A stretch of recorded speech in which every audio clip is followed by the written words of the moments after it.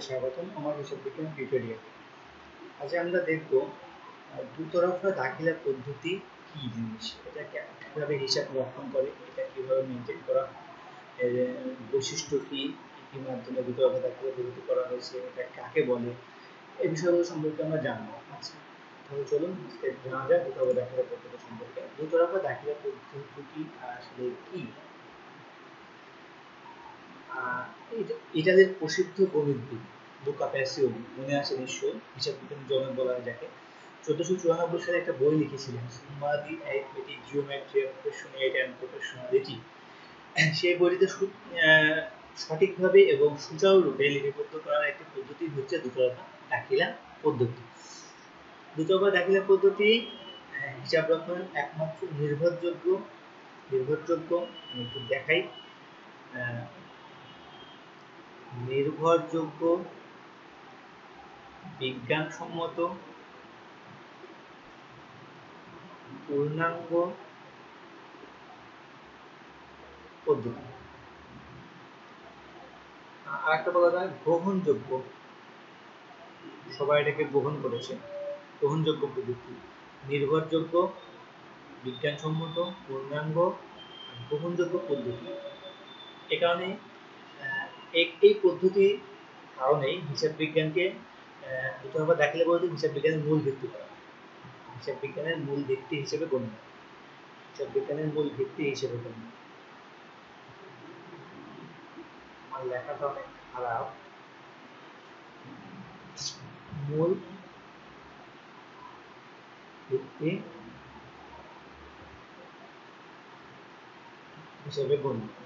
দুতরফা দাখিলা পদ্ধতি কি বলা হয়? হিসাব বিজ্ঞানের মূল ভিত্তি। কারণ কি? এটা একমাত্র নির্ভরযোগ্য, বিজ্ঞানসম্মত, পূর্ণাঙ্গ ও গ্রহণযোগ্য পদ্ধতি। এটা কে আবিষ্কার করেন? লুকা প্যাসিওলি 1494 সালে আবিষ্কার করেন। লিখেই ফেলি, লুকা প্যাসিওলি কত সালে আবিষ্কার করেন? 1494 সালে আবিষ্কার করেন। তো দুতরফা দাখিলা পদ্ধতি আসলে কি? দুতরফা দাখিলা পদ্ধতি হলো আমরা যে আর্থিক ঘটনা, প্রতিষ্ঠানের যে আর্থিক ঘটনা বা লেনদেন থাকবে সেটা দ্বৈত প্রভাব বিশ্লেষণ করবে। মানে হচ্ছে প্রতিটা লেনদেনকে দুটি পক্ষে লিপিবদ্ধ করার পদ্ধতি। প্রতিটা লেনদেনকে, প্রতিটা আর্থিক প্রতিষ্ঠানের প্রতিটা আর্থিক ঘটনা বা লেনদেনকে দুটি পক্ষে লিপিবদ্ধ করার পদ্ধতি হলো দুতরফা দাখিলা পদ্ধতি। এখন দুতরফা দাখিলা পদ্ধতি আসলে লেনদেন লিপিবদ্ধ করার সময় এক পক্ষকে ডেবিট করবে এবং আরেক পক্ষকে ক্রেডিট করবে, এবং অবশ্যই প্রতিটি সমান হতে হবে। এরকম কিছু বৈশিষ্ট্য আছে, সেগুলো আমরা দেখে নিই দুতরফা দাখিলা পদ্ধতি আসলে কেমন কেমন বৈশিষ্ট্য আছে। দেখে নিই বৈশিষ্ট্য কি কি থাকতে পারে।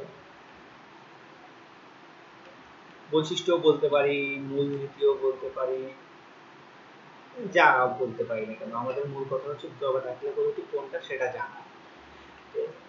বৈশিষ্ট্যটা কেমন হতে হবে? প্রথম বৈশিষ্ট্য, দুটি পক্ষ, দুটি পক্ষ থাকবে।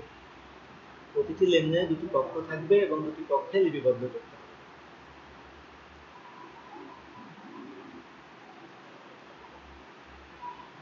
দুটি পক্ষে লিপিবদ্ধ করতে হবে। তারপরে হচ্ছে ডেবিট ক্রেডিট নির্ণয় করবে। প্রতিটি লেনদেনের একটি পক্ষ ডেবিট হবে, ডেবিট, অন্য পক্ষ ক্রেডিট হবে। ডেবিট মানে বাম পাশ,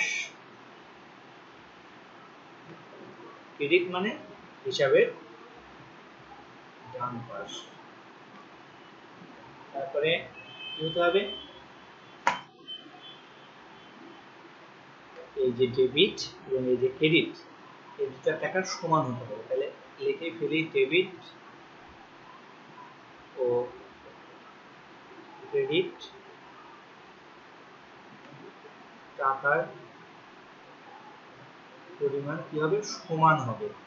1 টাকা 1 পয়সাও কম বেশি হওয়া যাবে না, তাহলে কিন্তু সেটা দুতরফা দাখিলা পদ্ধতি হবে না। আর এটা তো বিজ্ঞানসম্মত পদ্ধতি, এর আগে বলেছি গ্রহণযোগ্য পদ্ধতি, একটা পূর্ণাঙ্গ পদ্ধতি, সঠিক এবং নির্ভুল পদ্ধতি যাকে বলা হয়। আর সামগ্রিক ফলাফল বিশ্লেষণ করতে, ডেবিট ক্রেডিট বিশ্লেষণ করতে পারলে তো আমি সকল সামগ্রিক ফলাফলই পেয়ে যাব। সামগ্রিক ফলাফল পাবো আমরা দুতরফা দাখিলা পদ্ধতির মাধ্যমে একটা লেনদেনের। এই হচ্ছে মূলত দুতরফা দাখিলা পদ্ধতির বৈশিষ্ট্য। এখন আমরা দুতরফা দাখিলা পদ্ধতি আরেকটু ক্লিয়ার হয়ে যাব যদি আমরা একটা উদাহরণের মাধ্যমে এটা ব্যাখ্যা করি যে আসলে দুতরফা দাখিলা পদ্ধতিটা কেমন। একটা উদাহরণ দেখি আমরা আজকে।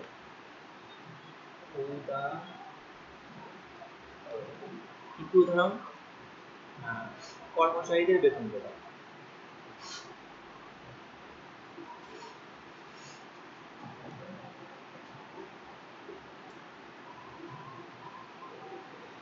কর্মচারীর বেতন প্রদান, এটা হচ্ছে আমার একটা লেনদেন। এখন আমরা বৈশিষ্ট্যের সঙ্গে মিল করবো, তাহলে কর্মচারীদের বেতন প্রদান কত, টাকাটা লিখতে ভুলে গেছিলাম, 2000 টাকা। কর্মচারীদের বেতন প্রদান 2000 টাকা। এই লেনদেনটিকে হিসাবের বইতে বা দুতরফা দাখিলা পদ্ধতি অনুযায়ী লিপিবদ্ধ করলে হলে প্রথমে কি করতে হবে, আমাদেরকে দুটো পক্ষ বের করতে হবে। এখানে পক্ষ কি, বেতন আর কি টাকা দিছে, নগদ টাকা দিয়েছে, তাহলে লিখি এক নম্বর হচ্ছে বেতন, বেতন হিসাব, দুই নম্বর হচ্ছে নগদান হিসাব। বেতন হিসাব আর নগদান হিসাব।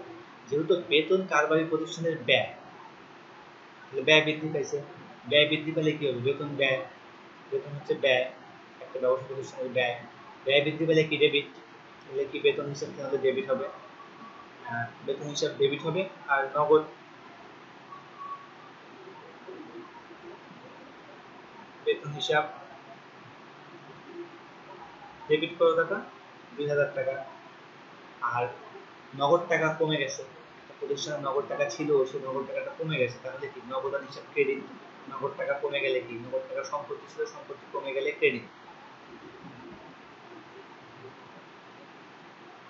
নগদান হিসাব ক্রেডিট। এই ডেবিট ক্রেডিট নির্ণয়ের সূত্রগুলো আমরা পরবর্তীতে শিখবো, তখন আর আমাদের ব্যাপারটা আরো ক্লিয়ার হয়ে যাবে। তাহলে এই জিনিসটা এখানে বলা হয়েছে যে কর্মচারী বেতন প্রদান প্রথমে করতে হবে, দুটো পক্ষ বের করতে হবে, আমরা যেটা বৈশিষ্ট্য অনুযায়ী দেখলাম। তারপর বলা হয়েছে কি দুটি পক্ষ ডেবিট ক্রেডিট, একটি পক্ষ ডেবিট একটি পক্ষ ক্রেডিট আমরা নির্ণয় করলাম। ডেবিট এবং ক্রেডিট পক্ষের টাকার পরিমাণ সমান হতে হবে, সেটাও দেখলাম। ডেবিট বের করলাম, ক্রেডিট বের করলাম, টাকার পরিমাণ সমান। এখান থেকে একটা প্রতিষ্ঠানের ফলাফল জানা যায় কেমনে, দেখো প্রতিষ্ঠানের এবার এ মাসে কত টাকা বেতন দিয়েছে, নগদ কত টাকা জমে গেছে, একটা ফলাফল জানতে পারবে। এই মূলত আমাদের দুতরফা দাখিলা পদ্ধতি, একটা বিজ্ঞানসম্মত পদ্ধতি আর আমাদের হিসাব বিজ্ঞান, এই দুতরফা দাখিলা পদ্ধতির উপরে প্রতিষ্ঠিত। তো আজকে এই পর্যন্তই। আমরা দুতরফা দাখিলা পদ্ধতি এবং হিসাব বিজ্ঞানের অন্যান্য বিষয় নিয়ে পরবর্তীতে আরো বেশি আলোচনা করব। সবাইকে অনেক অনেক ধন্যবাদ।